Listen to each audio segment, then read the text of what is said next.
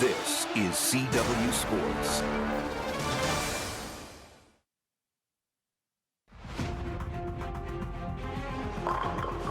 At the Masters, every frame is personal.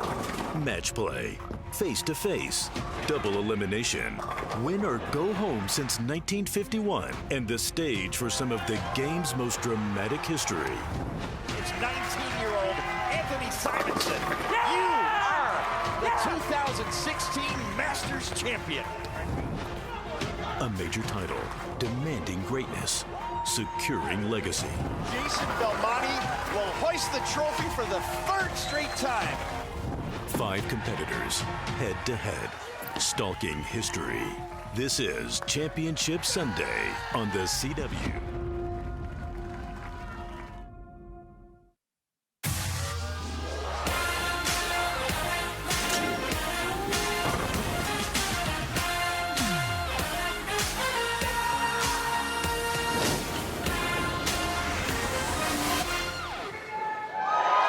Detroit, Michigan, Motor City, and home to the sweet sounds of Motown. We're in the suburbs today at Thunderbowl Lanes inside historic Strobel Arena, where the first event took place here 65 years ago. A raucous crowd here. Our master stepladder sees number 5 seed Boog Croll back after losing last week in the title match. Number 4 is Matt Sanders, who 8 months ago wasn't sure if he could even walk again, let alone bowl. Number 3, Jesper Svensson, is in his second major show of the year. Number 2, 21-year-old Eric Jones has made his 3rd TV appearance looking for his first title. And number 1 seed, EJ Tackett, is in his 80th TV appearance searching for his 8th major, but it will be his first Masters title. Alongside Kyle Sherman, Rick Allen with you.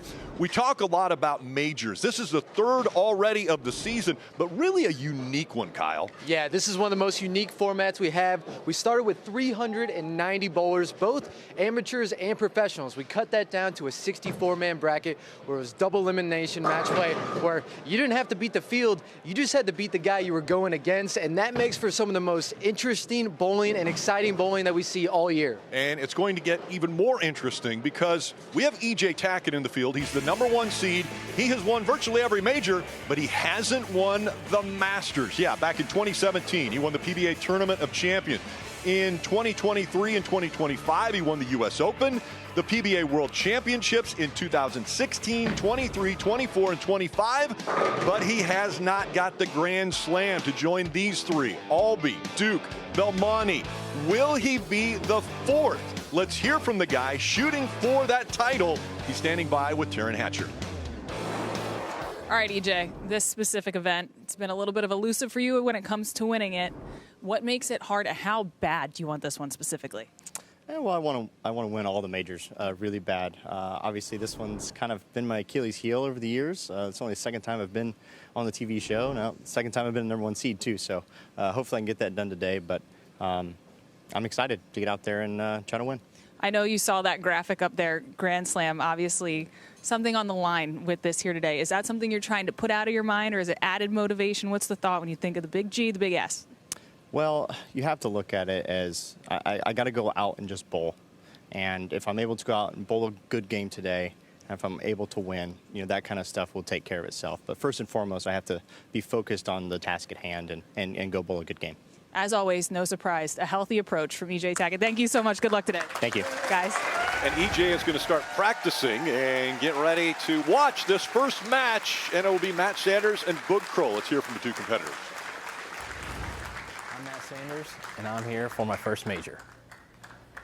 I'm Boog Croll. You saw me last week, but now I'm here in Michigan for some redemption.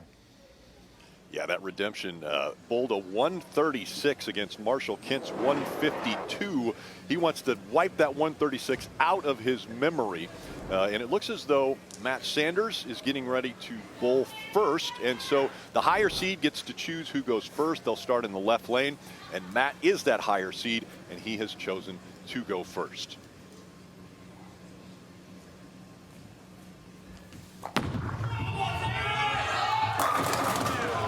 The 7-pin stays up for Matt Sanders on the first ball of the 2026 Masters. take another look at this shot by Matt. Great opening shot. Just leaving the 7-man here. He'll take that coming out of the gates. Statistically, picking up a 7-pin, piece of cake for these guys. I mean, 99.9% of the time they get it. But when you're on television, under the lights, in front of a big crowd, it's different. Especially that first one out of the gates. And just like that, he misses the 7. Not the way Matt wanted to start. Boog Croll knows all about this. Like he had mentioned, he wanted redemption. Last week, Boog Croll, the #1 seed in the Indiana Classic, and all of a sudden, the wheels came off of that cart. Yeah, Boog, an amazing week last week, led the field, which is incredibly hard to do, but fell apart in the title match. Looking for a little redemption today. And the messenger is not going to take the 10 down. It thought about it. It tickled the 10. A little double tap there, but you need a little bit more. You take a look at Boog's form. Ball just deflected a little too much, but almost got a great break there with the messenger. Now looking to take advantage of the opening that Matt Sanders has given Boog early in this match. And he knows he got it, so he will spare. We mentioned last week in the championship match, he was the #1 seed facing Marshall Kent. He rolled a strike. Yes, only 1 strike in the final match. Marshall Kent had 4 strikes. Kent ended up winning 152 to 136. The combined score, the lowest in PBA title match history between the two of those, but Marshall Kent still got to hoist the trophy at the end. Yeah, he doesn't care that he shot 150. There's a strike for Boog Croll. Boog looking very comfortable early in this match, and you know, Rick, I think it was very beneficial that he got the bowl last week under the TV lights. He's accustomed to it, and he can kind of settle in a little bit faster. Matt hasn't bowled in this environment. As we take a look at his arsenal, he's throwing the spy. This is a very low-performing, almost spare ball-esque reaction, but it has a big asymmetrical core in it. And there's the first strike for Matt Sanders. I want to take a look at our Bowl TV highlights. Matt Sanders took the longest route to the finals of the 5 players, failing earlier in the winning bracket, needing to win 7 matches to make the show. Now, you see how emotional Matt is right here. 8 months ago, Sanders couldn't walk. Last week, he had to withdraw because of swelling in his leg. Today, he's bowling for a major title. With more on that, here's Taryn.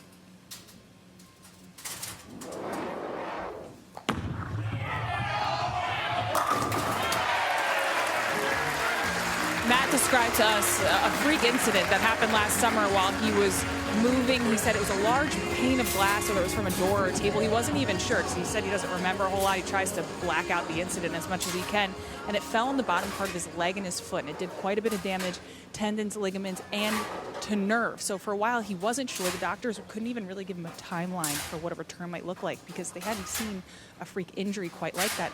And I asked him yesterday, I thought it was notable, when did you feel like, as Boog, oh, nearly the strike there, not quite. I asked him, when did you feel like you could really bowl again? When did you feel like you could compete? And he said, well, I did a competition the week before this season's schedule kicked off, just to see if I could get through it. And once I did that, I thought, all right, I think I can try to navigate this. So it really wasn't until just before the PBA season kicked off that Matt was even sure he was going to be able to bowl this year. Yeah, pretty incredible. That injury happened in July, as you see Boog pick up the spare. But that injury to Matt happened in July. He started to try to bowl in December, and then, as Taryn just mentioned, was able to bowl in a tournament just to see if he could bowl just the week before the season started. Yeah, unbelievable story from Matt. We take a look at Boog's arsenal. He's throwing the same exact ball as Matt is. The spy, again, lower performing, almost spare ball, but it has an asymmetrical core. Allows these players to keep the ball right in front of them. And the messenger got it that time. He's having fun now. And I'm telling you, when we talked to Boog yesterday, actually last night, he talked about how much of a box he felt like he was in that match 1 week ago. And you see him lighting up here. You're seeing his personality. He's having more fun. He wanted to get that completely out of his mind because it was just so difficult for him after he only bowled 136 in the title match. And a strike for Sanders. Great break for Matt right there. Wasn't very You can see Wasn't very good. yeah, you can hear him say it wasn't very good. He got that ball way wide of target, and luckily that came back. Got it out about the 1 or 2 board there. Always want to remind you, if any of the pros on today's show bowl a perfect game, everyone in America can receive a free game of bowling courtesy of Go Bowling. To pre-register, visit gobowling.com. Sign up for the Go Bowling Free America promotion. As we head into the 5th frame, and Sanders working on 3 strikes, leaves the big 4. Only one time in the history of the PBA has this spare been picked up. Yeah, a little bit of an errant shot here from Matt. And this is how precise you have to be. At his target, this wasn't bad, but I think he overhit this one. Got too many revs on the ball hooked early, going through the face. And now, since he's working on a strike, he's looking to just get 2 here and keep his count. He went for that 4-7. 4 shot across the lane, but behind the 6 and the 10. And so an open frame once again for Sanders. He started with the open, threw 3 strikes in a row, and then now in the 5th frame, another open. And we'll see if Boog Croll can take advantage of that opportunity that he's been given by Sanders.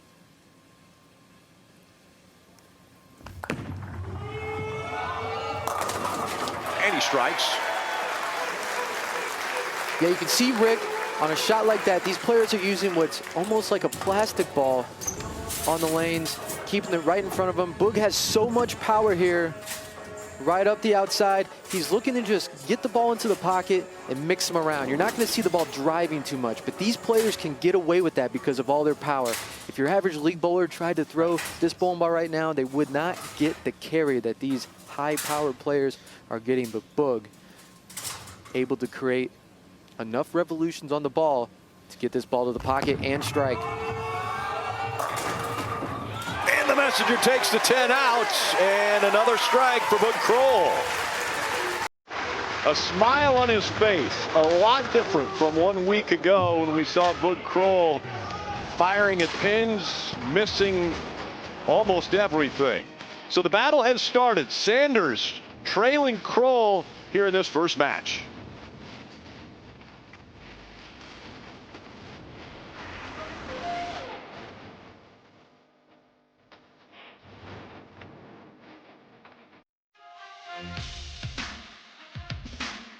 The PBA on the CW is brought to you by Progressive Insurance. Drivers who switch to Progressive could save big.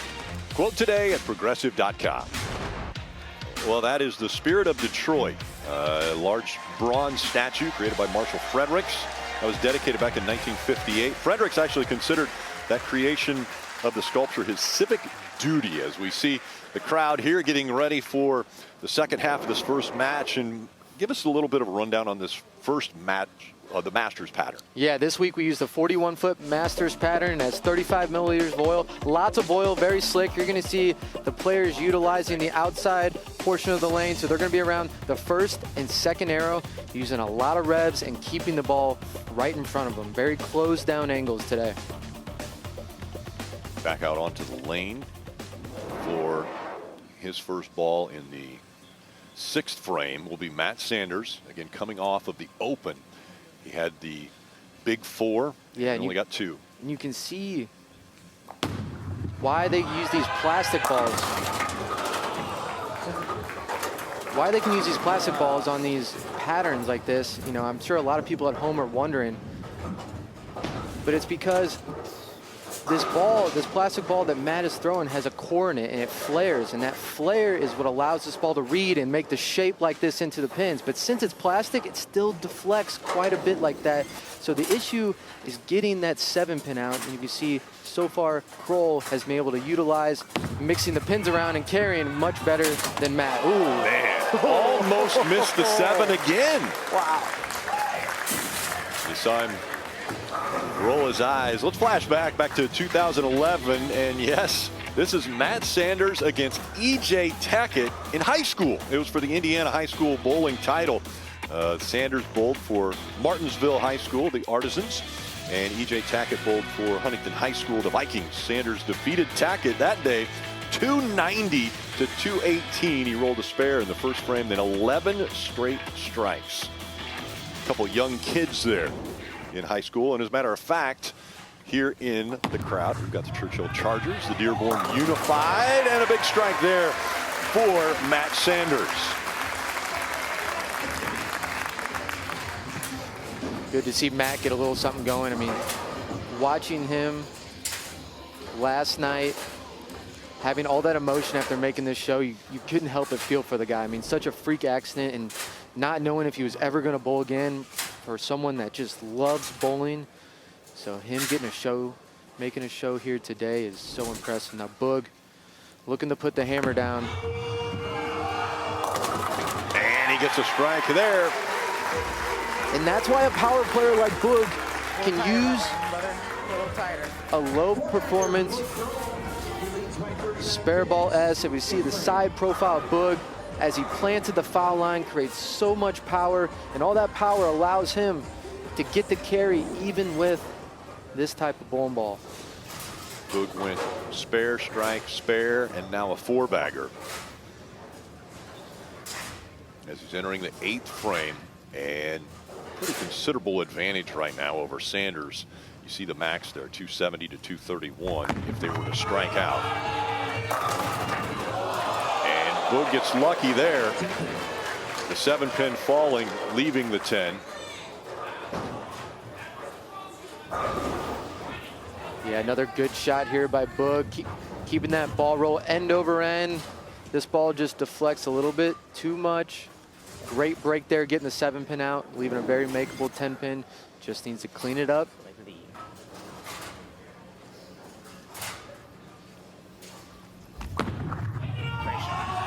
Got it. And another spare for Boog Croll.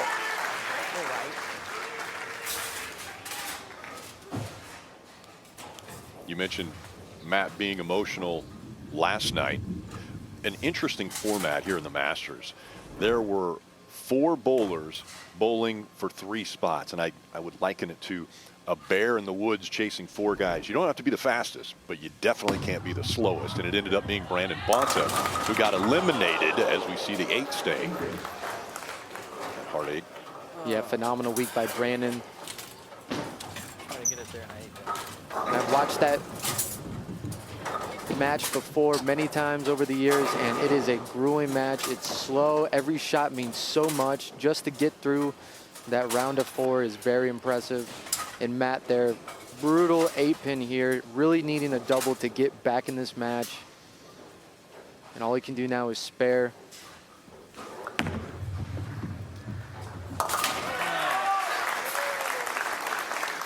So he picks the spare up.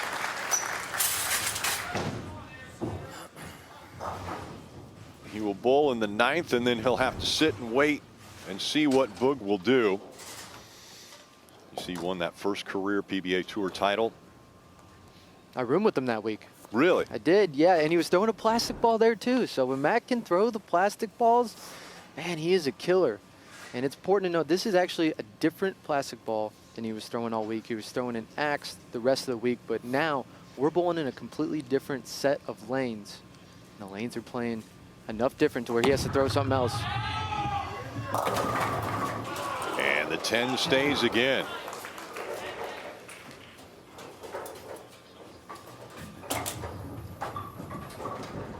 One of the things, you see the frustration on Matt's face, but at the same time, we saw the emotion last night.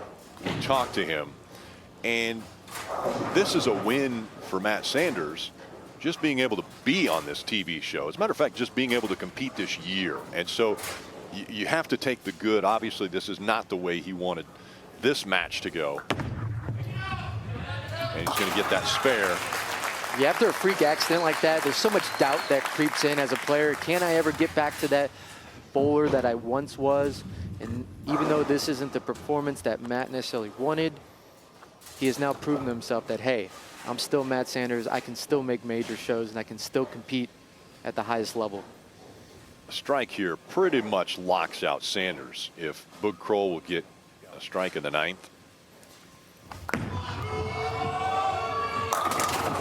He leaves the 10 as well.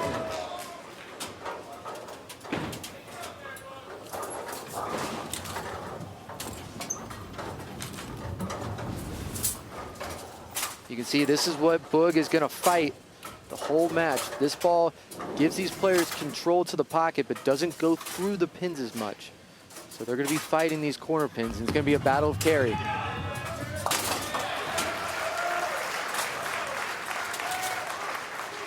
You see him glance. You saw him glance over, probably looking at his tour rep, and then made the joke that was a bad rack.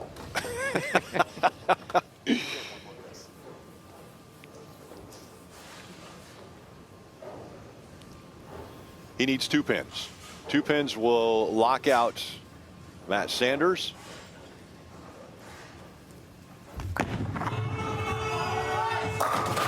And he gets 9. So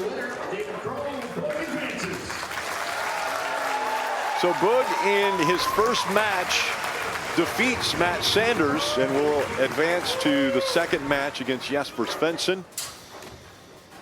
Little good rebound there for Boog. Yeah. Last performance on TV. Yeah, that didn't matter.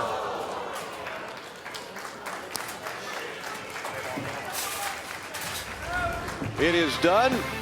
And Jesper Svensson will be in front of Boog Croll as he has taken that first step up the rung of the step ladder.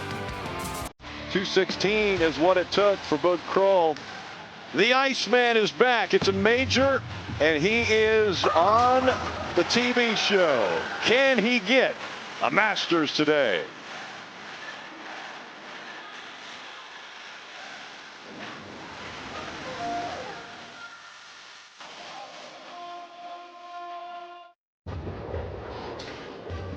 Well, the best bowlers in the world from the United States, led by E.J. Tackett, take on Jason Bomani and the top international players in PBA USA versus the world. That's next Saturday, April 4th, from the Columbus Square Bowling Palace in Columbus, Ohio. Yeah, by the way, 2 guys on the show today that will be a part of that battle. And the crowd having a lot of fun here is getting ready for our next match, but want to remind you that E.J. Tackett is a major part of the new hit show Born to Bowl. Here's E.J.'s take on being a part of Born to Bowl. I'm really excited for it. You know, obviously the guys followed me around a lot last year, and I'm really interested to see how everything comes together, and I'm excited to watch. I would say it takes not a super sane person to get into a bowling business. We're fresh into it. And right now, we don't pay ourselves anything out of it. But you have to keep looking ahead and believe that things will just work out. Bowling and the Tackett name, they're one and the same. I'm married to a bowler. My brother actually bowls on tour as well. Bowling is the story of my family. And again, Born to Bowl, an HBO original 5-part documentary series following the stars of the PBA Tour. And that's from A24 and executive producer Ben Stiller. That continues tomorrow with episode 3 at 9 p.m. Eastern on HBO and streaming on HBO Max. And again, E.J. Tackett, the #1 seed in today's event. He's warming up right now, but the next match has Jesper Svensson that is taking on the big winner there, Boog Croll. How do you think Boog Kroll's doing? Yeah, I think Boog has a good look. He's controlling the pocket. Matt had a good look, just couldn't carry, but Jesper comes in, being on the left side, a lot more power. He might be able to get those corner pins out a little bit better than Matt did, so this next match is going to be very interesting. And again, it is the second TV show for Jesper Svensson. He started off the year, he was a part of the Players' Championship. Can he advance up the stepladder? He's got Boog Croll coming after him.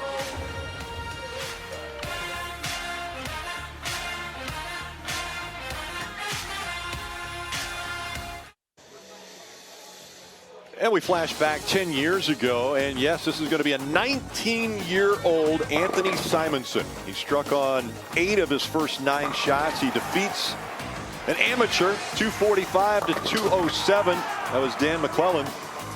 It was his first major title. He became the youngest player to win a PBA major title at 19 years, 39 days old. And what a transition it has gone from that 10 years ago to this. This was just on Friday, and in match play, Anthony Simonson, he was playing Julian Salinas, and frustration just took over. He grabbed the ball and was done. Walked off of the match, didn't bowl his 3rd game, and surprisingly enough, that was the end of Simonson's run at a Masters. As we see, DJ Royce getting the crowd pumped up here inside of Thunderbowl Lanes and the Stepladder Arena. And it is time for match number 2. We've already heard from Boog Croll. Let's hear from Jesper Svensson. My name is Jesper Svensson. Today we're going to win the Masters. I love the confidence. He is the 3rd seed, and so the higher seed in this match. And he, once again, just like we saw with Sanders, has chose to start. So he will start on that left lane for the first frame. Yeah, it seems like the lefties think the carry is a little worse on this left lane. They think the wrap 7 is coming into play a little bit more often, so they're electing to finish on that right lane.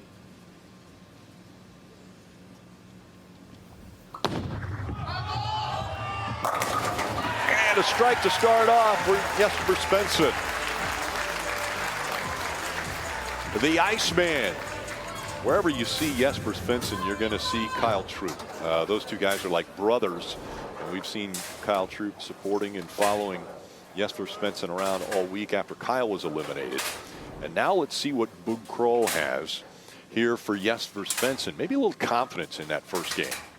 Yeah, great start with Boog, shooting 216, hitting the pocket, controlling it, looking to keep it going. And he leaves the 10-pin. Thought he got it. Yeah, I think this one got a little wide at target, but it caught the friction. You see it here.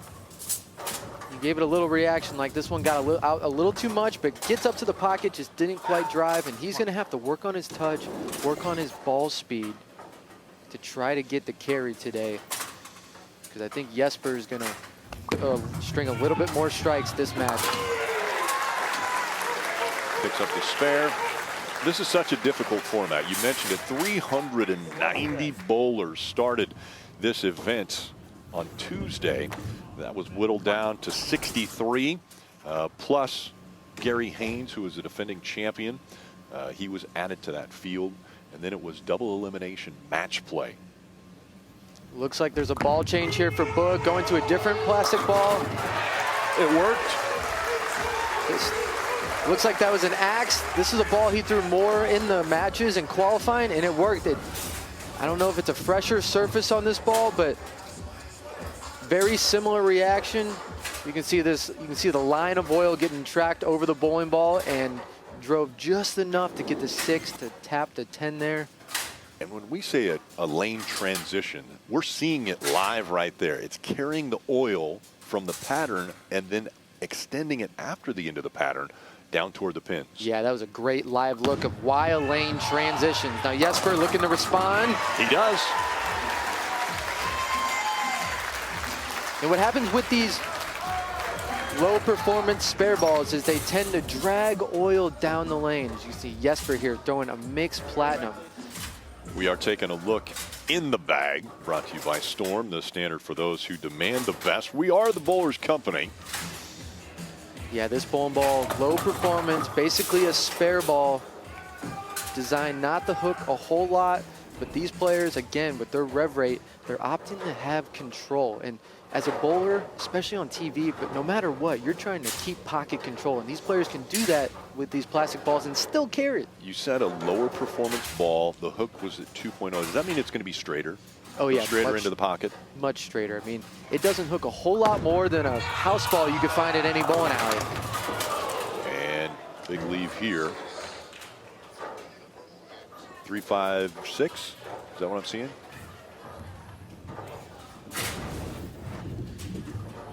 And what's going to happen with these lower performance balls, if you don't get them hooking early, they're not going to hook down lane. So yeah, Jesper leaving the 3.56 here, very makeable. This is one Jesper, I'm sure, has picked up virtually every time this week if he had left that. And he does it here.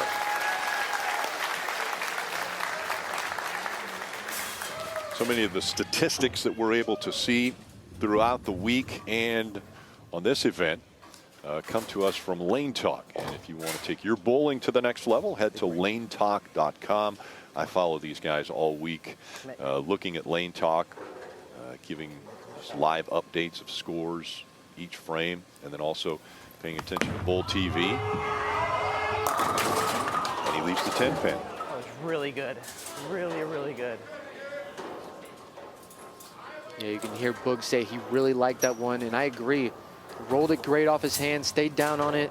He made the ball change on that lane, and that's about as good as he could throw it, still leaving the 10 pin. So he's going to have to, again, make some type of adjustment to try to get that 10 pin out, maybe slowing his speed down, getting even more revolutions on it, but looking to stay clean here. And he does pick up that spare. So a lot of questions right now for Boog Croll. Well, speaking of questions, your favorite board game is now your favorite game show. Don't miss an all-new Trivial Pursuit hosted by LeVar Burton. That's Thursday at 8/7 Central right here on the CW. So can he answer the questions of what is the lane doing and what is the right ball? He's got the axe.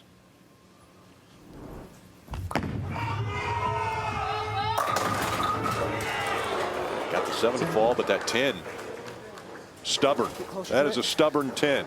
Yeah, very much so. Again, we're bowling on a different set of lanes than these players qualified on all week. As we can see, that ball really deflects, and as it hit the pocket, that head pin, it really deflects to the right. That's not really what you want to see as a bowler. That's why that 10 pin is still standing. Again, this is a different set of lanes. These lanes are much tighter than what these players qualified on all week. So this plastic ball that they've been throwing throughout the week just isn't quite going through the pins the way they're used to. Picks up the spare. Is the 6 pin supposed to be hitting the 10 pin? Yes, in a perfect world, that 6 pin is getting the 10 pin out. That's when you know you have good ball reaction. Your ball is entering the pins the right way. Tuck it? Tuck it closer to it? Or... Okay. Just make sure you catch it. Okay.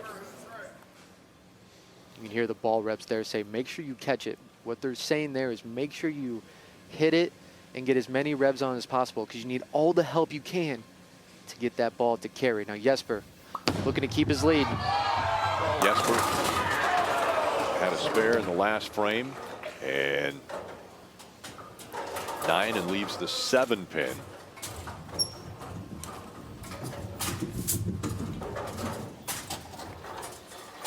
And these players aren't using plastic just because. In this tournament specifically, urethane wasn't allowed to be thrown. So as another option, these players elected to throw plastic, and that's why you see them throwing these bowling balls on the show right now. Jesper for the spare, and he'll cover. Well, a year ago, Easter Sunday, the PBA Tournament of Champions in Fairlawn, Ohio, it was #1 seed Jesper Svensson defeating the #6 seed Jacob Buttrup. He was attempting to climb the stepladder and win his second Tournament of Champions. That was his 13th career PBA title and second career major for Jesper Svensson. And now he's looking to add a Masters title to his resume.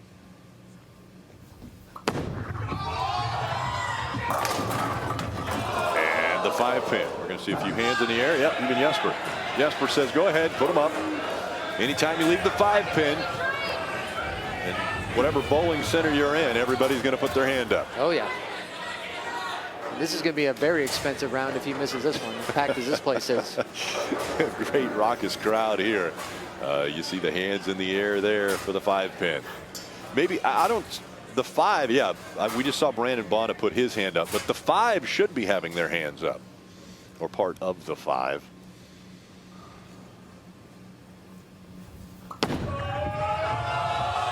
Jesper's going to pick it up.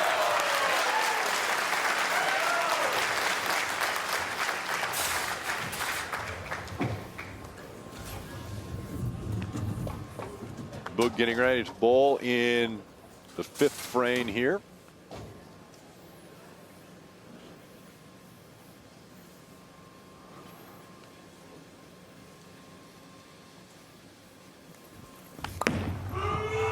Boog trailing in this, but a big strike there for Boog Croll, and mentally that has to be very good for him, right, Terrence? Yeah, we're seeing a totally different Boog Croll than we saw last Sunday, and that was part of the plan. He wanted to have more fun. He said he felt like last weekend he was trapped in a tiny box that he just couldn't get out of. He said he wanted to be more open this week. You saw him talking to his ball reps earlier. He wanted to be more open to suggestions they had. Also, he said after last Sunday, got off social media completely for a few days until he was back in the throes of competition again. And he said once he was back and competing here, it was completely behind him, Rick.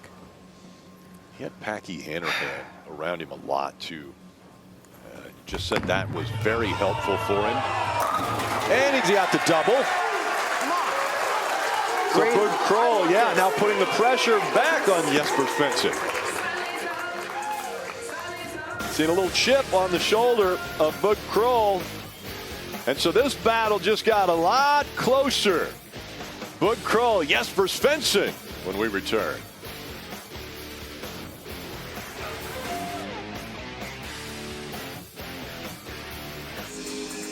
Crowd in rhythm here as they're listening to DJ Royce and waiting for the next frame here. Boog Croll and Jesper Svensson going at it. In the wings, that's EJ Tackett, the #1 seed, and talking to his tour reps actually. In the orange there is Brett Spangler, and Brett has been with EJ through every year of his success and his career, and EJ really trusts him. Every word he says, his attitude, everything he does. He said he wouldn't be here if it wouldn't be for Brett Spangler as we get ready for Jesper coming off of a spare.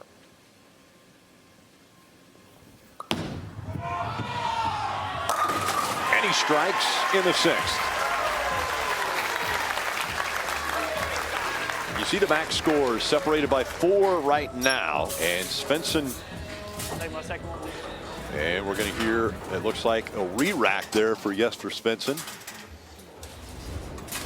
We saw the 4-pin difference there, 255 to 259. How about hobbies for Jesper? Yeah, golf, loves that. Born to Bowl now is his favorite show, which is probably a good call. Bowling moment, winning the World Championships in Dubai with his girlfriend, is one of his biggest bowling moments. Jesper just taken his 2nd re-rack of the game on this left lane, the troubled lane. So he is now out of re-racks for the rest of the game. Looking to double, take the lead. Oh, you heard him say go at the end, and he leaves the 7. So he does have a timeout. These bowlers, they have a time clock that they will have to adhere to. 25 seconds from the time the ball comes out of the return and stops on the rack that they have to begin their approach. Yeah, he'll use that if he needs to reset later in the match. And this is why the lefties especially are opting to finish on that right lane, because this left lane just doesn't have the carry like the right lane does. And he'll pick up that spare.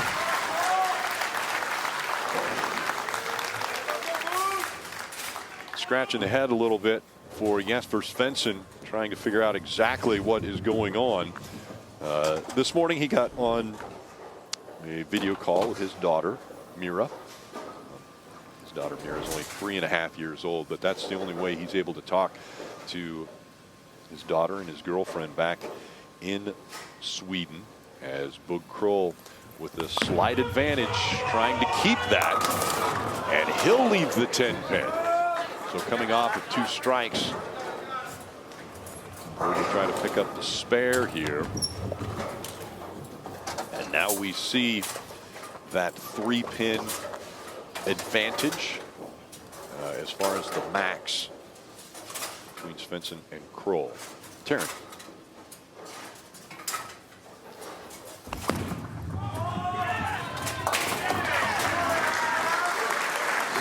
Well, Rick, you mentioned Svensson finally being able to talk to his daughter and his girlfriend back home with the time change back to Sweden. It's really tough. And I was talking to him about this season and being far away from home, and he said that's by far the most difficult part of all of this, the way the schedule worked out last season. He could go home every so often and see them and kind of reset. He said last year he had a bad stretch of a month, went home for 5 or 6 days, came back a totally new person, totally new bowler. He said this year it's just not that way, and he understands it's more of a mental marathon, but he's figuring out how to navigate it as we go, Rick. And we'll see if he can navigate. Oh, the messenger takes the 4 out, and he needed that one. That would have been a very difficult spare to pick up. Huge break there for Boog. In a match right now where it's about controlling the pocket and both players struggling to catch a double, you just want to stay clean. Getting that 4 out, just leaving the 9, absolutely massive. I mean, that's almost like throwing a double in a match like this right now. And he's going to get the spare. Still confident. That walk of Boog Croll. And now Jesper. So there is an opening. Jesper now with the advantage if he can come back here and strike in the 8th. Jesper looking at a max of 235 to put the pressure right squarely on the shoulders of Boog Croll.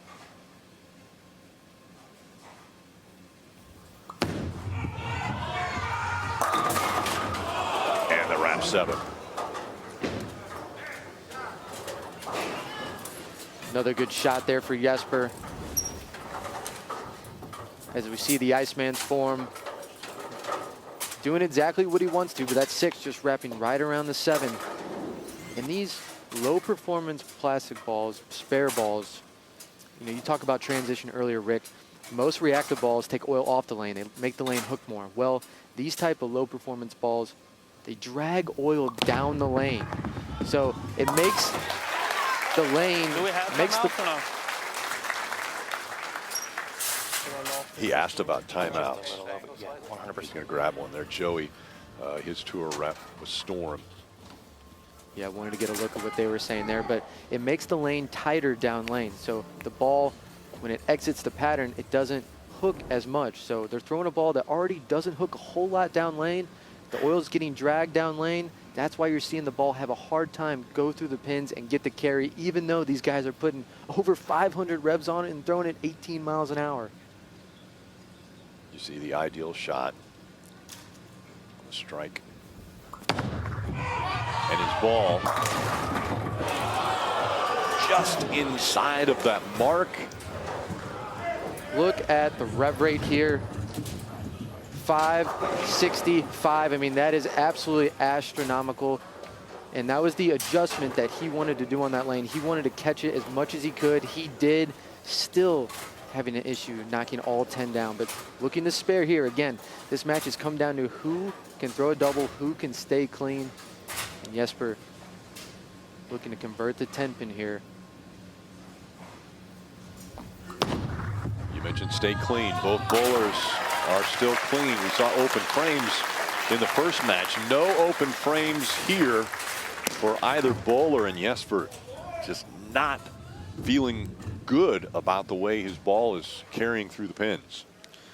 Yeah, he felt like he did all he could there and still didn't get the result he wanted to. Now, Boog stepped up here in the 9th, foundation frame, has the hammer, has a chance to extend his lead.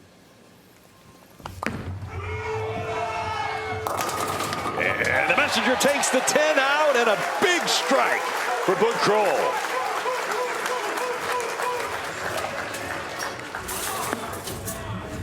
What a huge shot for Boog here in the 9th frame. Absolutely giving this one the business. And gets the love on the 10 pin.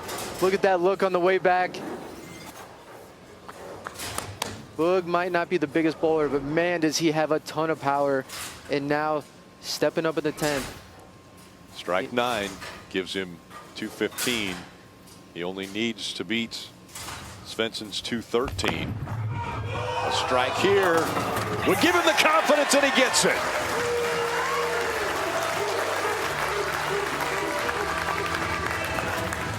Boog 9 pins away from taking another step up the ladder. I take a timeout.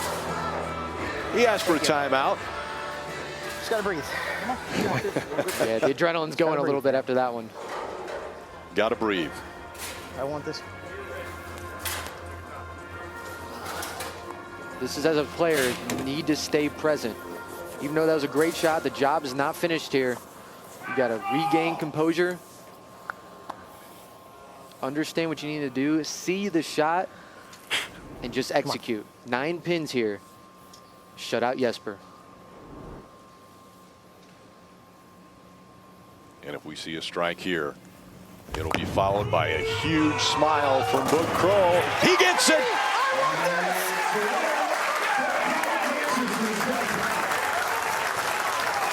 This is the Boog we're used to seeing on TV. Just heard him yell, "I want this."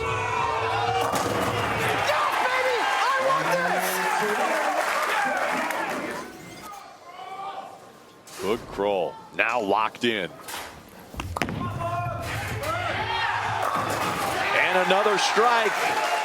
He strikes out in the 10th and takes out Jesper Svensson. And so now it's Boog Croll who advances, and he will take on the 21-year-old, Eric Jones. Jones was masterful all week long. And now will Eric Jones be able to slow down this hard-charging Boog Croll? He's won 2 matches already.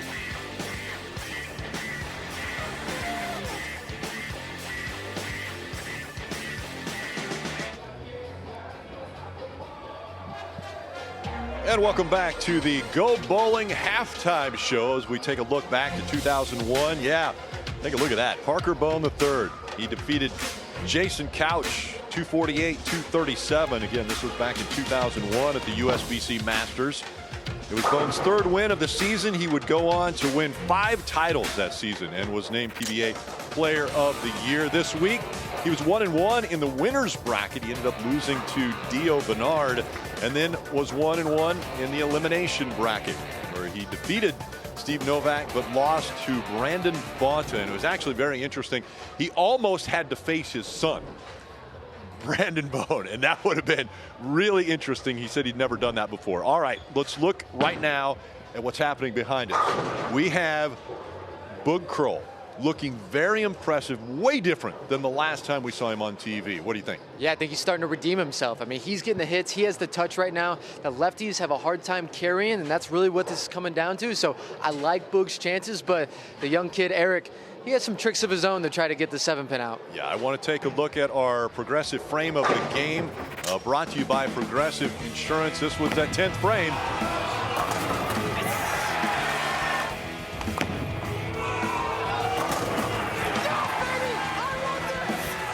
And that's what he said. I want this. Let's go to Taryn. She's standing by with Boog. All right, so we heard Boog say in his intro video, redemption. Then we just heard you yell just now, I want this.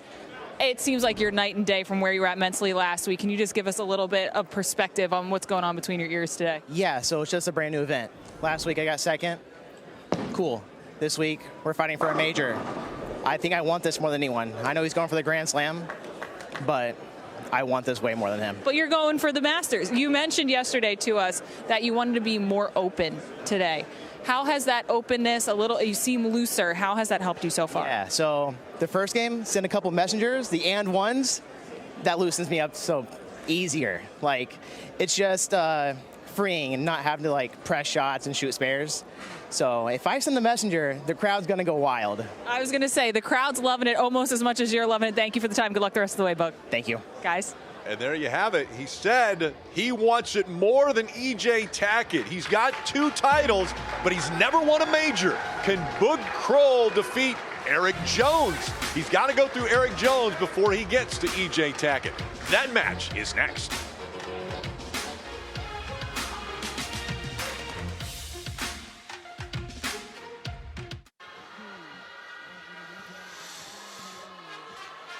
A lot of great things to see around the Detroit area. The transcending monument in Hart Plaza, monument to the labor movement, the fist, that's the power of the punch, the iconic Joe Louis fist. And then at Comerica Park, yeah, the Tigers mascot Paws letting us know that the Tigers home opener is this coming Friday against the St. Louis Cardinals. A little bit of hard time hanging on to the ball there. All right, we're getting ready once again here inside of Strobel Arena for the 3rd match, and let's hear from Eric Jones. I'm here in Michigan competing for my first major championship. I'm Eric Jones. Not only first major championship, but first title. He has yet to win a title at 21 years old. This is just his 3rd television appearance. The one thing he has going for him, though, is he has been working his way up the Masters ladder. He can't finish worse than 3rd as far as Eric Jones goes. Eric is the first of the higher seeds to make the lower seed start on that left lane.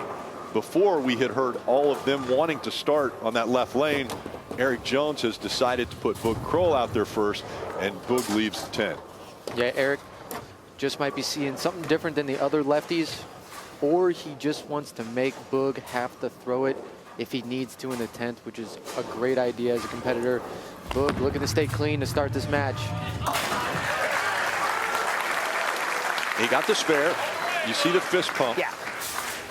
This is a mental game as much as it is physical. One thing that Boog doesn't want to show is that he's disappointed in a spare that he got there to his competitor, Eric Jones. Absolutely, and the scores haven't been too high right now, so a spare in the first isn't going to hurt him at all, and this is very interesting. Eric actually going with reactive to start this match. Probably watched the other lefties, saw it wasn't good enough, looking to throw something different. Little waft there out of Eric Jones and a smile on his face. You know, one of the amazing things that happened for Eric Jones is bowling today because of Jason Belmonte. He watched him on a YouTube video. He had to bowl against Jason Belmonte during match play, and he beat him. And this was the response that we got from Belmo. His ball change and execution from game 2 was the best I've ever seen him bowl. I have a lot of respect for how great he is, but I will get him next time. It was really impressive to watch Eric Jones go up against Belmo, a 7-time player of the year, and this 21-year-old was able to better him. And he strikes in the 2nd frame. Yeah, Eric, and a lot of these young two-handers, man, they have so many tricks. They're doing things to the bowling ball that really haven't been done before, throwing it regular, throwing it back up. You see Eric a little high right here. Tripping out the 6-8, huge break to start up with a double, take an early lead on Boog. But yeah, Eric's so impressive with all the tricks he can do with the bowling ball. Now Boog looking for his first strike of the match. That 7's going to stay. Little up the lane. Little up the lane. Yeah, what Boog means by that, as you can see his ball entering the pins here. Ooh, the 5-7-10 was standing there for a second. But what he meant there up the lane, he wants to get the ball slightly right to the friction. That's where the hook is. That's where his ball is going to see the lane and start shaping into the pocket. If he doesn't do that, he's not going to be able to have the entry angle that he wants to go through the pins, and he's going to have a less of a chance to carry, as you saw with that shot right there. Boog's hobby is golf, and he's only been doing it for about 2 years. Already has a hole-in-one, so very impressive there. He said his bowler moment, winning that first PBA Tour title. And again, Boog has 2 titles, and Boog Croll, we talked about when he first started out in the PBA, He was staying in hotel rooms by himself. Didn't think mentally that was good. We heard a no, and the result is actually, oh yes. Yeah, he got away with that one again. That's not what he's trying to do. He got that one up the lane. He's given the hold call there. And luckily he's throwing such a low performance ball that this isn't gonna overreact. And luckily gets him to mix up enough to just give a little tap to that 4-pin there. And he'll take that all day. Yeah, your mental health gets a lot better when you throw strikes. Oh, yeah. Now, Eric, able to throw a reactive ball now. Let's see if he can start with a turkey. And he'll get the turkey. 3 strikes in a row for Eric Jones. He's got the cheering section here with him, doesn't he, Taryn? Yeah, he's proudly a member of the 5 that we introduced you to last week. They're best buddies who bowl and travel together. And Eric brought a really interesting travel story to our doorstep yesterday when we talked to him. He said the 5 arrived at their Airbnb this week in Detroit. Code was wrong, couldn't get in the front door, but the side door was unlocked, which then he found concerning. He was worried if we can get into the house, anyone can get into the house. So he went to the house, grabbed the knife, and said, "Get behind me, guys. I'll lead us through the house and make sure it's all clear." Now, some of the guys did do exactly that. Others, he said, went a little rogue, and we asked why. He said, "Well, you don't want to be the guy in the house who doesn't have a knife." There you go. Normally a very quiet young man, and he is playing to the crowd right now. And you see a very focused Eric Jones. He's quiet, and on the alleys, when he's on the lane, you don't really think of him as very outgoing. But when you got him one-on-one, he is funny. He is having a great time, and that's not what Boog wanted to see as the 7-pin stays up for him.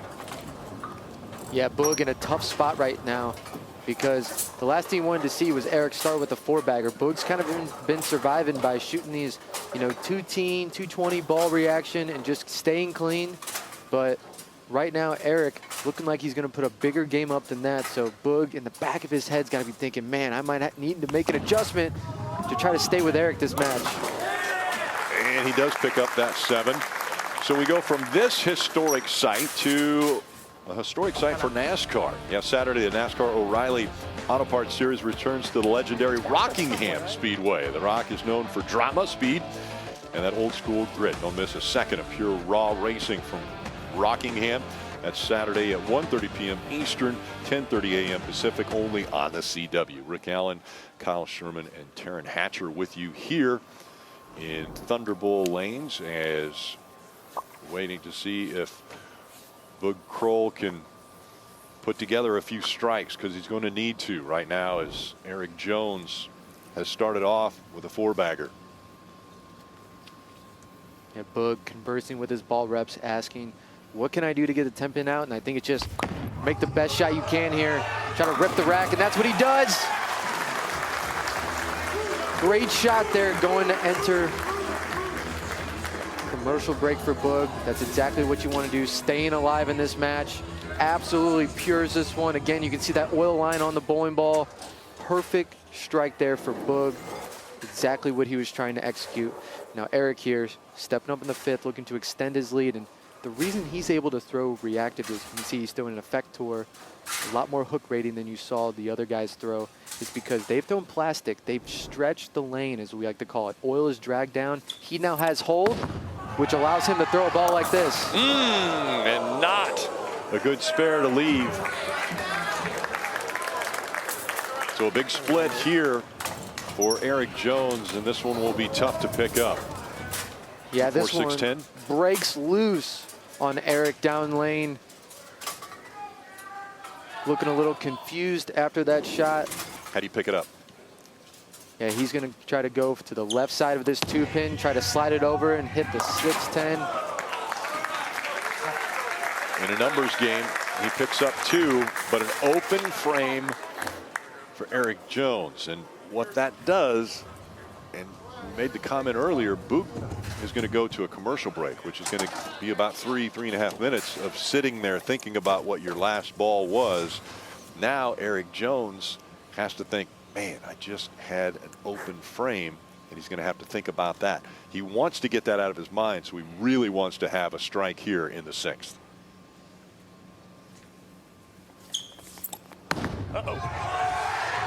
And an uh-oh there, missing the head pin. You can see that one got very wide of target down lane, getting out to about the 1 board. This is not what you want to see as a player. When you miss a little left, it misses the head pin. And when you get one where you catch it a little bit more, it goes through the face. So this is going to be quite the adjustment for Eric going into commercial break, trying to figure out why his bowling ball is doing this. First time he's left this all week. He's got to convert. He does. The hard way.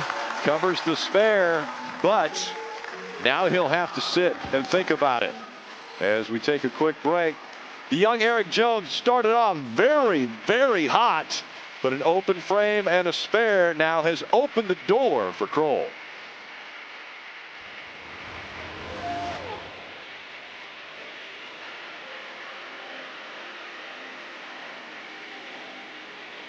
The number 1 seed, E.J. Tackett, warming up, getting ready for his match, which is coming up next. And next Sunday, the lanes will heat up as the best of the best roll onto Ohio for the Pilgrims PBA Ohio Classic. Every shot's going to matter. Every frame counts. And you'll need nerves of steel to win that title. You don't want to miss the Pilgrims PBA Ohio Classic next Sunday at 4 p.m. Eastern, 1 p.m. Pacific on the CW. DJ Royce. Yeah, playing the good tunes here. And we saw Boog Croll earlier was kind of getting into the music. Now he's a little more focused on, he needs strikes.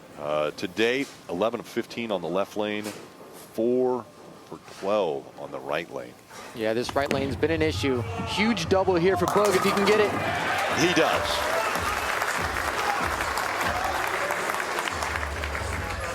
So the little break does not hurt Boog Croll, and you see now he's getting back into it. Getting back into it.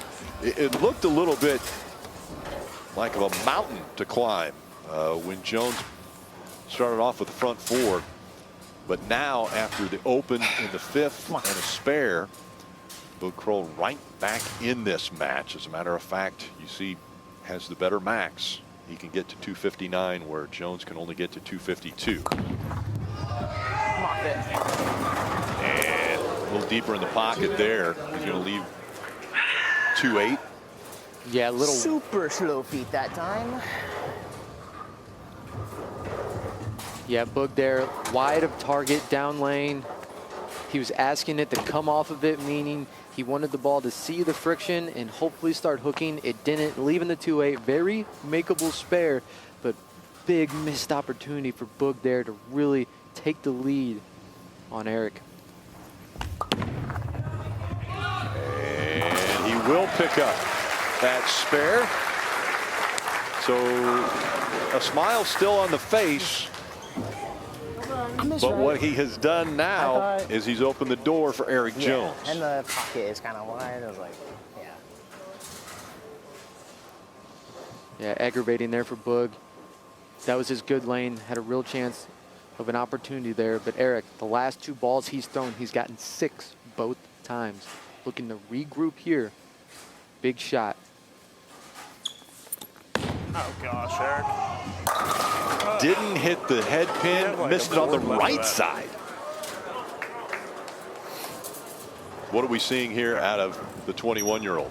Yeah, take another look at this shot. Remember the last one, the left lane got out to 1 down lane. This one got to about 9 or 10 down lane. So big miss right for him coming out of commercial break. Luckily leaving something he can pick, but needs a spare here to stay in the match with Boog.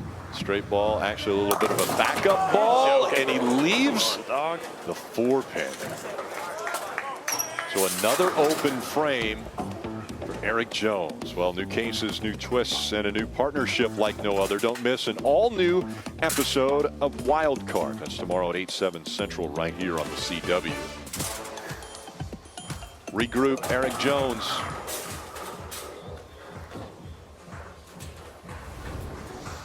disc golf is his hobby away from bowling. Mr. Fantastic Fox. Neighbor Andy is music artist and winning his first regional is his bowler moment. He wanted to be winning the Masters, his bowler moment. Right now he's got to really lock in.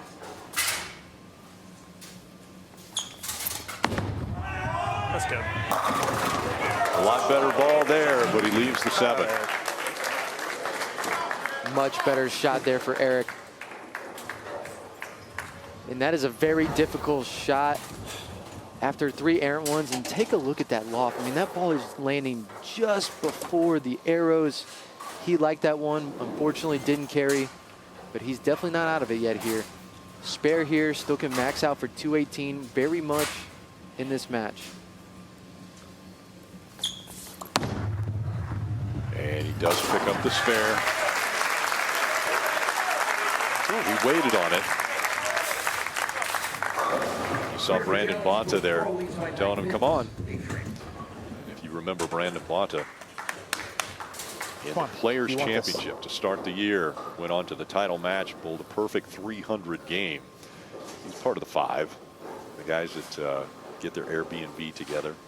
Yeah, those kids are new to tour, but man, they are fierce on the lanes. Boog.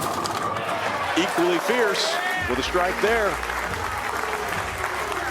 Yeah, Boog looked like he made a hand position change at some point. Actually started tucking his pinky. Breathe. Because he needs to get as many revolutions on the ball as possible. And when he tucks that pinky, it allows him to wrap that hand around the ball just even faster and hit it as much as he can. As for a re-rack, you see those open frames for Eric Jones in the 5th and the 7th. Still a clean scorecard for Boog Croll.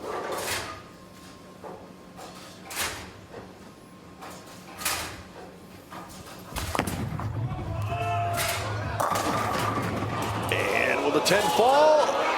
It's not going to.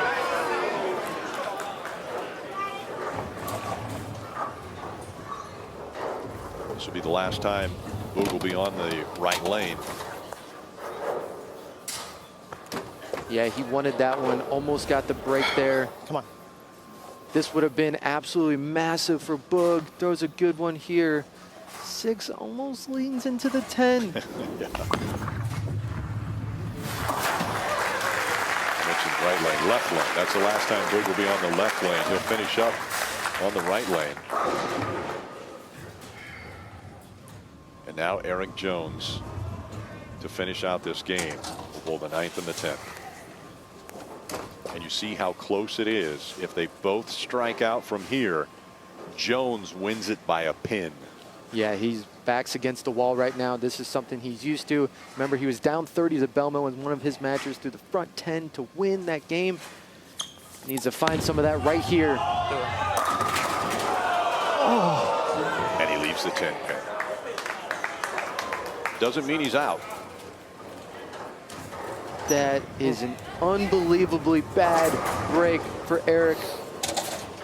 Perfect shot here after a couple errant ones on this lane, and an upper decker 10 pin in a spot like this. I mean, just brutal.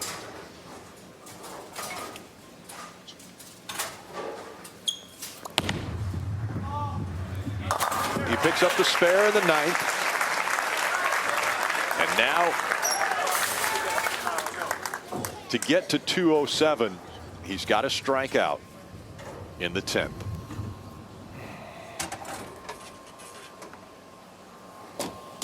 This is the biggest frame of Eric's young career. Needs all 3 in the 10th to get to 207, basically forcing Croll to double to win. But it all starts with this first one.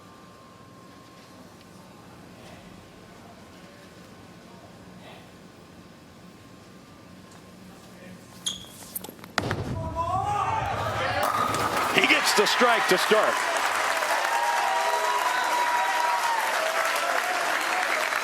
That's the first one. That's the pressure.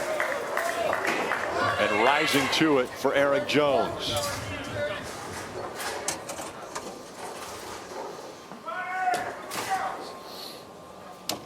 count is big here, so this next one's important, but the fill ball, if he gets to it, just as important. Yeah, the only way, if he strikes out here, the only way Boog Croll wins this match is if he starts off with that double in the 10th.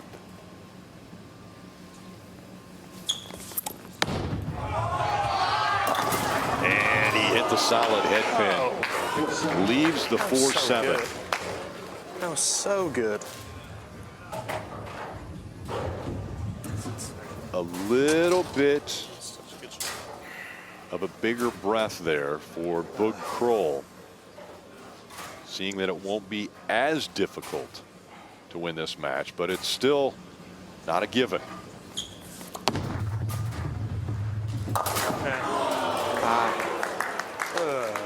He's going to end at 196. And now for Croll to win, he has to mark in the 10th frame. Mark in the 10th, and Boog Croll has continued to run the step ladder.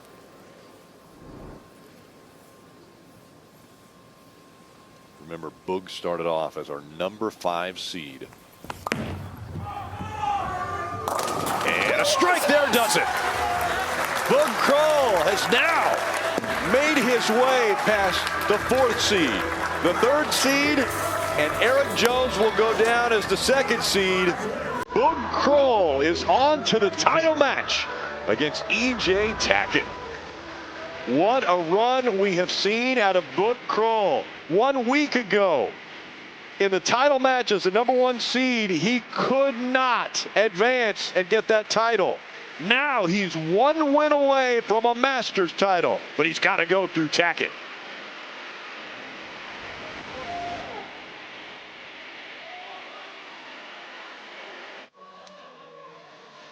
What is on the line? Well, a Grand Slam is on the line.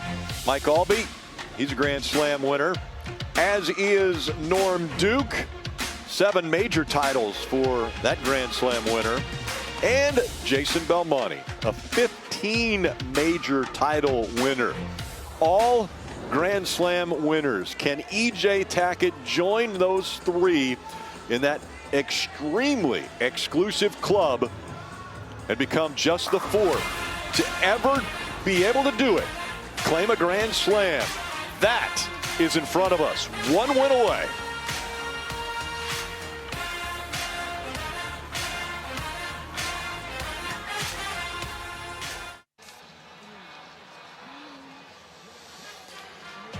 It all comes down to this. Yes, the Masters trophy is on the line. Take a look between the arrows of this championship match. Both right-handers. 33 for E.J. Tackett, 30 for Boog Croll. They've both been a part of the PBA for quite some time. The titles, a big difference there in 7 majors. But this is the Masters. And in a head-to-head battle between Boog Croll and E.J. Tackett, Boog Croll actually has the advantage. He was able in 2024 to outdo Tackett. Let's hear from the number 1 bowler in the world, E.J. Tackett. I'm E.J. Tackett, and if I can win 1 match today, I'm going to complete the career Grand Slam. And he has decided that he will start this match on the left lane. Fastest bowler in the PBA, head pin square, and he leaves the 310.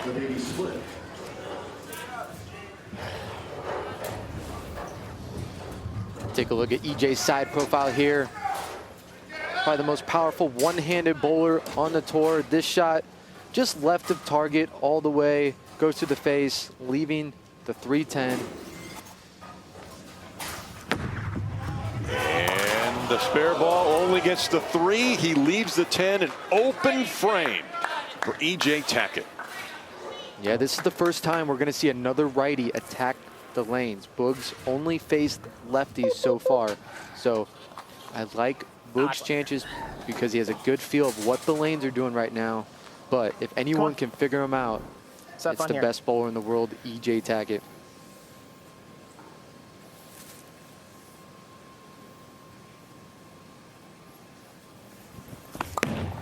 First ball for Boog. And he'll leave the 10 pin.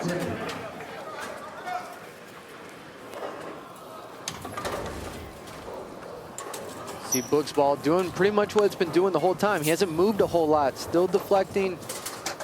Still leaving 10 pins. Remember, this right lane has had a harder time carrying on it.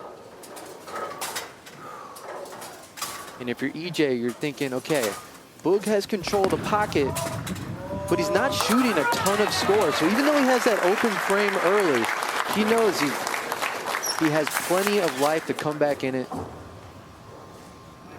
Boog still opting to throw that low performance bowling ball.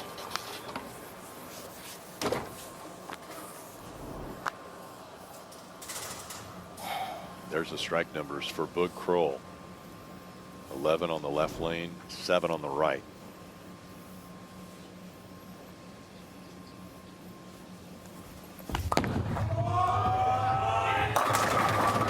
And this time the messenger does get the 10 pin. And a little attitude being shown there out of Boog Croll.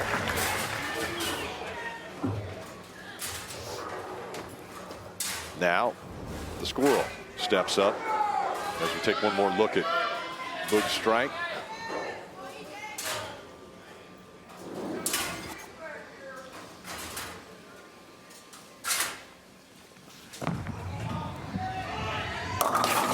Also head pin and a big split here.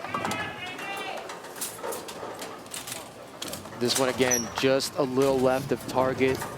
A little uncharacteristic for EJ. We typically don't see him make shots like that, let alone 2 in a row. But again, makeable spare here. He's going to try to hit the right side of this 3 pin. The front one, slide it over into the 7. Misses the 3 pin. Gets the 6-10, and so an open frame back-to-back for EJ Tackett. Have a rack, please. Early call for a re-rack for EJ Tackett. Yeah, you can see we have 2 balls highlighted here for EJ's arsenal. He's throwing 2 different balls on each lane. The left lane, the Venom Shock, and on the right lane, the Lethal Venom. Slightly stronger than the Venom Shock, although it looks like he's making a ball change again and actually going to throw that Lethal Venom on this left lane. So same ball now on both lanes.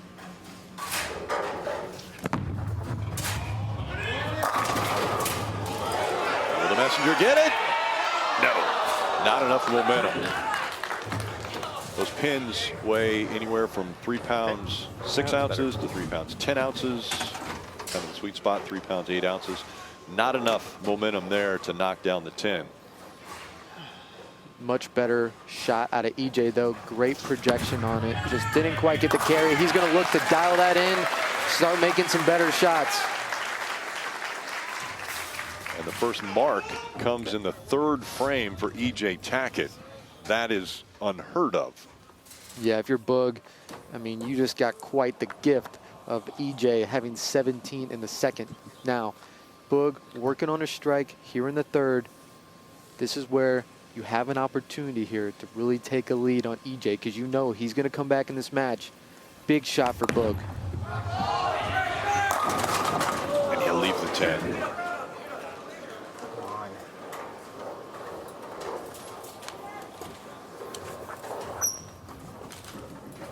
Boog seeing the opening and wanting to capitalize. Hitting the pocket, just not able to get the pins to react and take out that 10.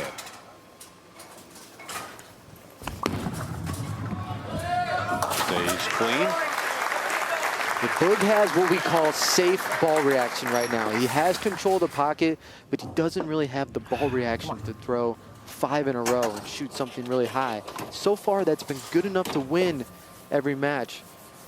And right now, he's thinking, oh, EJ has 17 in the 2nd. I'm not changing a thing. I'm going to let him make the mistakes, and I'm going to keep doing my thing. But that's dangerous when you're talking about EJ Tackett, a guy who can throw a 5-bagger on any condition that you put out on the lane. Yeah, EJ Tackett could strike out from here. And a big strike there for Boog Croll. Boog could also strike out from here. You still see the max scores, 247 for Tackett. And now Boog Croll at 270. We've heard Boog say numerous times today, breathe. I need to breathe. Right there, we saw him take a deep breath when he sat down.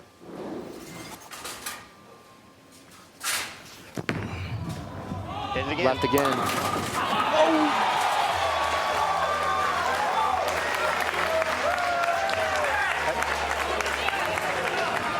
Is that a turning point?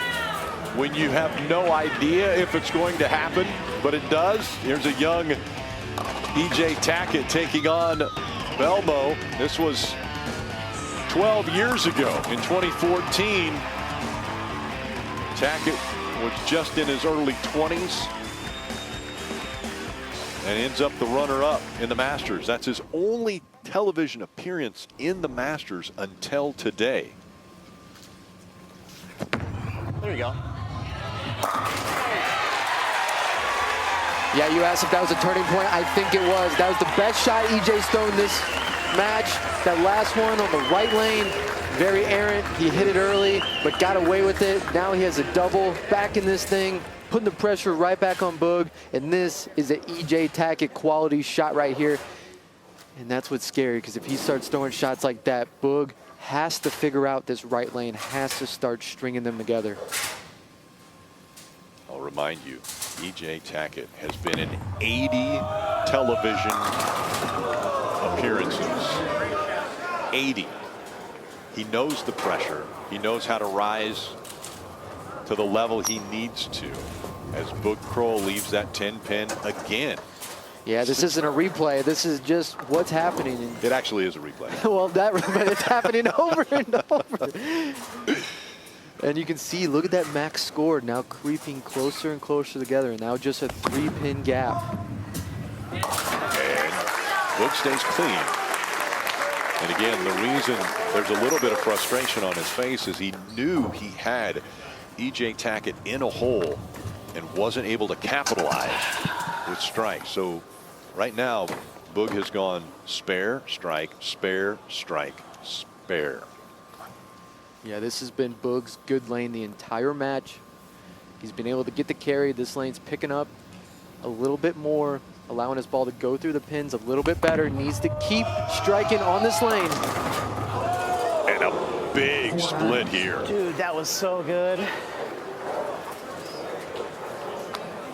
Tough break for Boog right there, leaving the 4-9. And, you know, this lane has been reading a little bit earlier, allowing his ball to go through the pins. But on that shot, just read a little bit too much, a little high in the pocket. And a very tough break there for Boog. How does he pick it up? Needs to hit the left side of the 4-pin, the left pin, slide it over into the 9, needs a hook. It was close.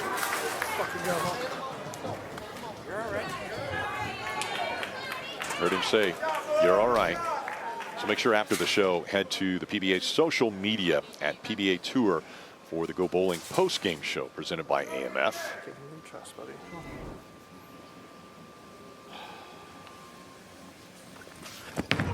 Does he respond after the last strike? He leaves the 10-pin.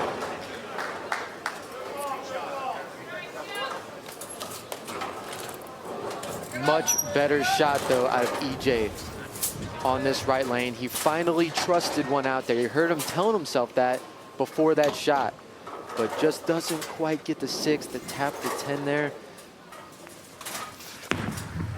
Uh-oh. A close one.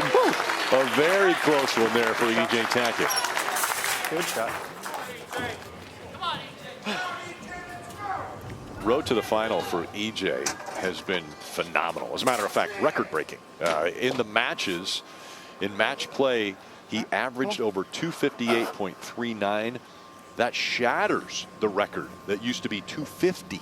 Yeah, I mean, those are video game numbers right there. It's unbelievable what he did to his opponents in match play. And a big strike there for E.J. Tackett. We got a match, Rick. And again, this one is uninterrupted, so there isn't a break in the middle. of this match, and that means that Boog's right back out on the lane. And a little bit of luck goes a long way. Yeah, that's the good lane. That's the lane that picks up a little bit more for both players. EJ's going to have to make a little move left on that lane. Now, Boog, again, this right lane, having trouble getting the 10-pin out. What is he going to do to try to knock down all 10? Because he needs it right here. And a big strike for Boog Croll.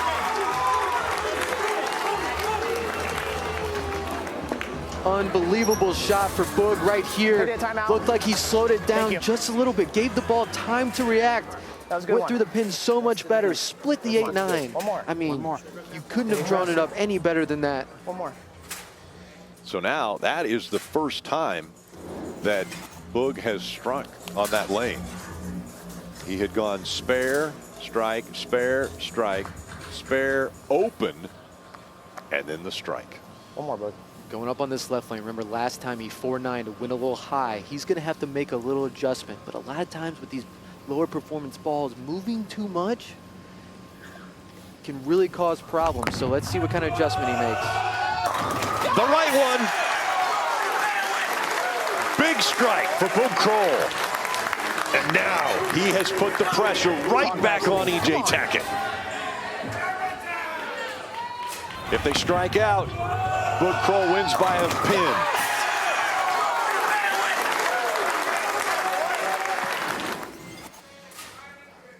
Pressure squarely on the shoulders of EJ Tackett.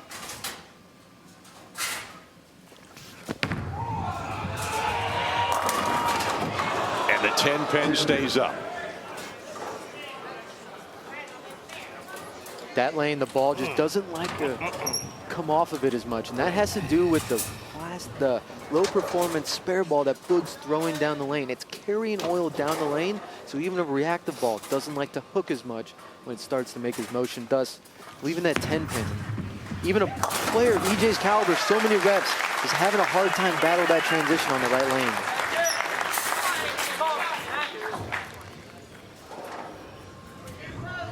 Re-rack, please. EJ's calling for a re-rack. Good job. Come on. Take a look at the top seeds since 2022 and the fluctuation that we have seen. Come on. Even this year, only once has the #1 seed been able to win. That was Simonson 2 weeks ago. Huge shot for EJ here. Foundation frame, 9th frame. Seems like he has to have it. And he gets it. EJ Tackett striking in the 9th. Now he's going to sit down and he'll wait to see what he has to do in the 10th and if he'll have a chance to win this. Yeah, great shot for here on EJ. The ball comes off of it so much better than that right lane, through the pins, has no problem carrying. But now, Boog Croll stepping up to throw the biggest 2 frames of his life to be crowned a Masters champion. Foundation frame, 9th frame. And the 10 is standing so strong. Come on. Look at the max scores. A spare and striking out gives him 206. Tackett striking out gives him 206. Could we have a roll-off for the Masters Championship? I can't even breathe right now, Rick. Boog would say breathe, breathe. And he picks that spare up. 1 ball roll-off. By the way, Tackett has been a part of the longest roll-off. As we see the scoreboard, those 2 open frames for Tackett. If he ends up losing this match, he's going to look back at how he started. This first one's huge. First shot in the 10th to keep the count. Boog Croll. Big strike. Boog Croll. First ball in the 10th. I love his reaction there, Rick. Didn't overreact. In a moment like this, you have to stay calm. That first one's huge, but the job isn't finished. He understands that he has some big, big shots to throw right now. We're seeing a more direct line than what we show on our graphics as far as the ideal line for Boog Croll there. That was not straight, but it was a lot straighter than what we have said would be the ideal trajectory.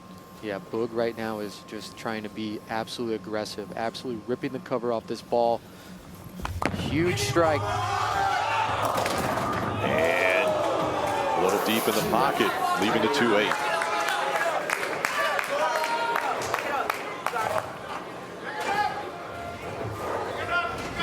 And the spare here puts him at 196. Yeah, this normally one, an easy spare. Yeah, normally an easy spare. Really important to convert both pins here.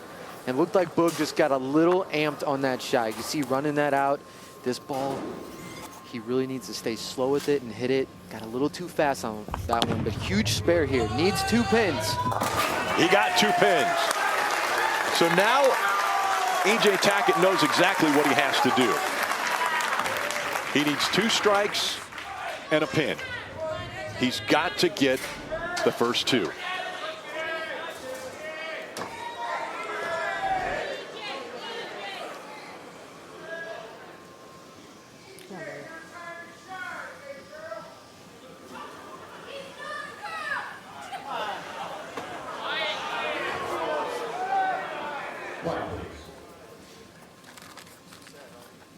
E.J. backs away.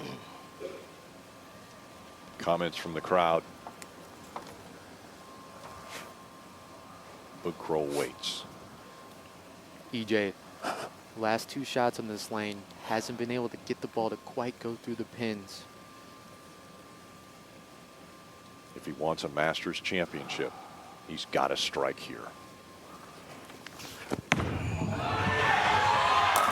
He does on the first. 1 more for E.J. Tackett, and he joins the elite.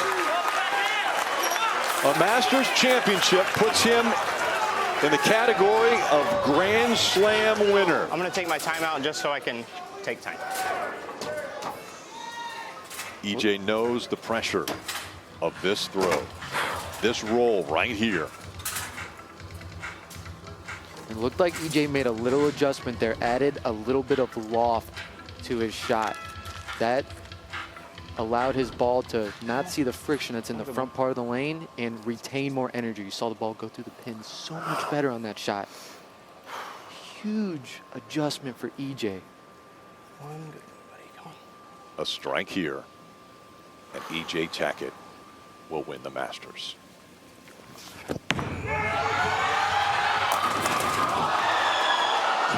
The 10-pin stays up. Boog Croll is the 2026 Masters champion.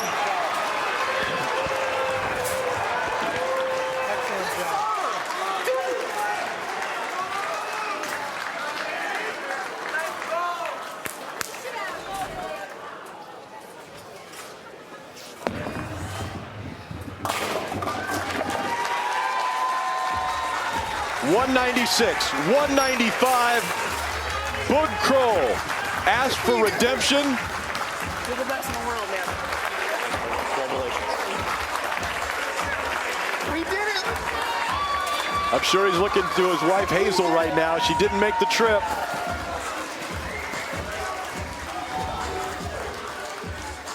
He needed a strike. E.J. Tackett had to get a strike right here at a ring 10.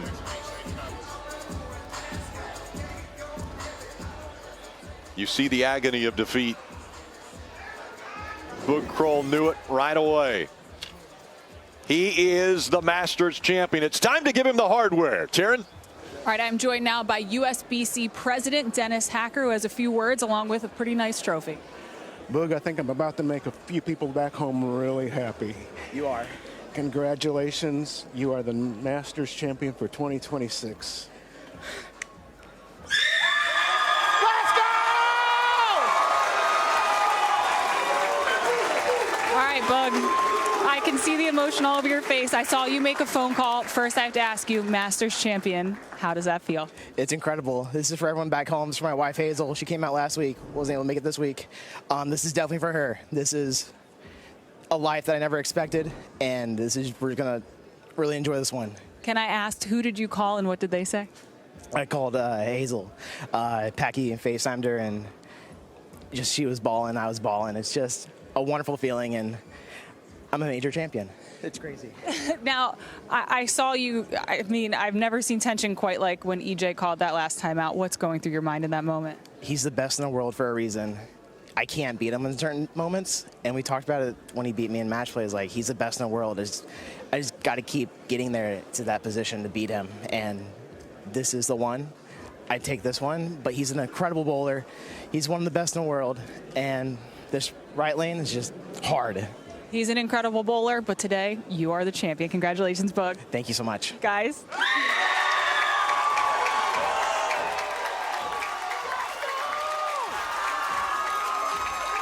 That's right.